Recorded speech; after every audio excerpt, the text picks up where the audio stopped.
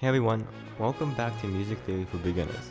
My name is William, and today we will be learning about interval qualities. In our previous video, we learned about the size of intervals. Now, what if I told you that each different size of interval has its own quality?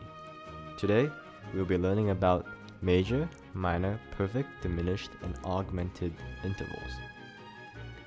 Many of these intervals are derived from major and minor scales, so let's look at a C major scale together. For now, we will only look at intervals in relationship to the root note. So basically, all of these intervals are in relationship with the C. So this D is a major second to the C. This A is a major sixth to the C.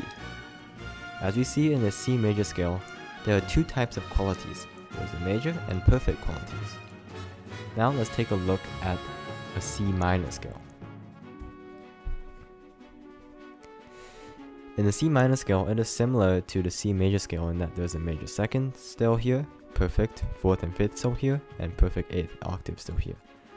What is different is that the third, sixth, and seventh are now minor. So what makes up a major, minor, or perfect interval? Let's take a look at a perfect interval first. A perfect interval is called a perfect interval because they sound stable and pleasant when played together. In relationship to the root note of the scale, they are often the fourth, fifth, or eighth note of the scale. Between the major and minor scales, the perfect fourth, fifth, and eighth are both the same. As we see in the C major scale, perfect fourth, C to F, perfect fifth, C to G, and octave C to C is the same as in the minor scale. C to F, C to G, and C to C. Perfect fourth, fifth, and eighth remain the same between major and minor scales. Now let's take a look at major intervals. So a major interval is basically the relationship between one note of the major scale to the other note of the major scale, excluding the perfect intervals. So the second, third, sixth, seventh note of a major scale in relationship to the C, in relationship to the root note, is a major interval. Let's take a look at an example. Let's take a look at this A. So an A is the sixth note of the scale. So an A is a sixth note in the scale of C major. That means the interval it makes with C is a major sixth interval. Now let's look at minor intervals. They are similar to major intervals in that they are just the relationship between the root.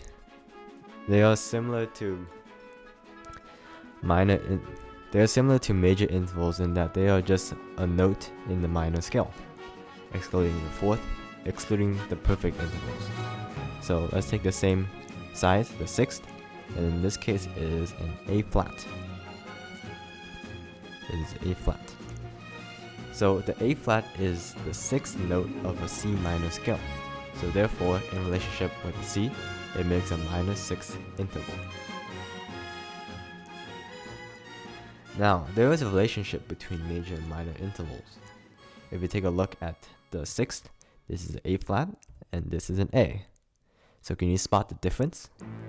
Well, the major interval is 1/2 step larger than the minor interval. As we see, this is A flat, and this is A. This is raised up a half step. That means, therefore, all major intervals are 1/2 step larger than minor intervals, given that the size is the same. Now let's look at augmented and diminished intervals. So what makes an augmented or diminished interval? Basically, what augmenting and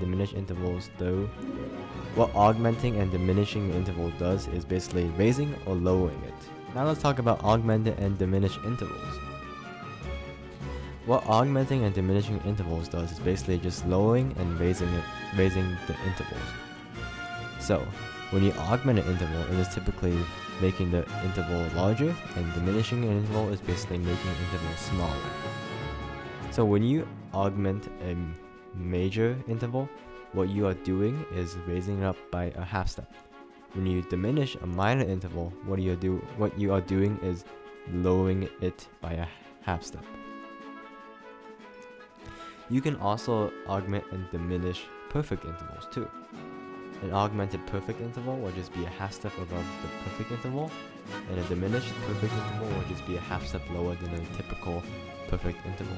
What would we do if we wanted to augment this C to E interval? What we have to do is raise it by half step, and that would just make it C to F. Now what if we wanted to diminish it? That means we would have to lower it, and it will become a D. Now let's take a look at a fifth. Let's take a look at G, for example. If we want to augment G, we just raise it up a half step. So it will be C to A flat, and that will be an augmented fifth. Now if we were to diminish it, we would lower the G down to a G flat, and then it would be C to G flat, and that would be a diminished fifth interval. So that's it for today. I know these terms can be hard to memorize and hard to grasp at first, but the concept is pretty simple. When you look at these qualities, they are just basically raising and lowering. They are just basically making the intervals either bigger or smaller by half steps. So, I know this topic is difficult, so if you guys have any questions at all, feel free to leave them in the comments. But yeah, thank you guys all for watching. I hope that you enjoyed this or learned something out of it. And if you enjoyed it, please give us a like or subscribe to our channel, because we will be uploading more videos similar to this. Anyways, thank you guys for watching, and we'll see you next time.